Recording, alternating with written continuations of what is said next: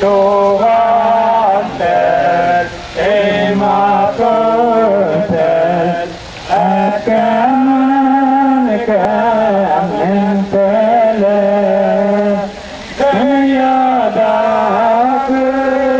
nerse beleden, sin Tuhan'dır arkalar, dünyada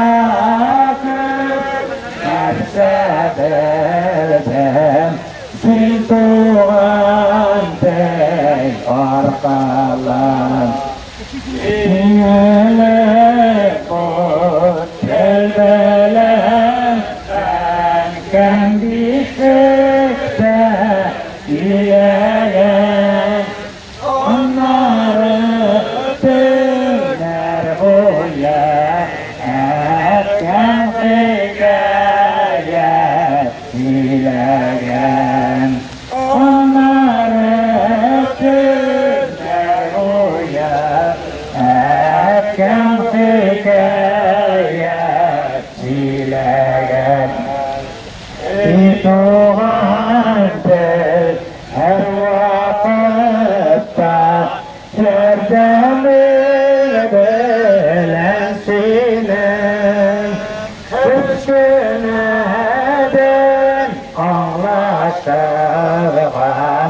Toplığım koyğım benim Üsküneden anlaşılgan Toplığım koyğım benim İtuğan'dır sizlemuğan İngelip kılgandığım Yorluqağı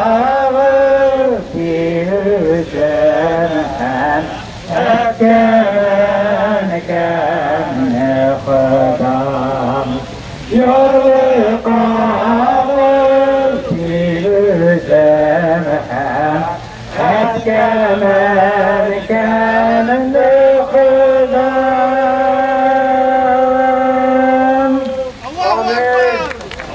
Allahu Ekber! Allahu Ekber! Allahu Ekber. Cenab-ı tektir rahmet bolsun da şerefsi bulmaz. Kılay koşup üç ilimize söylen vakitte her vakitte da sonunda mümkünler bulurdu tanıp kalır. Biz rahmet. Vakit bitti Cenab-ı Hak. Çok açıkta bizden vakit eder.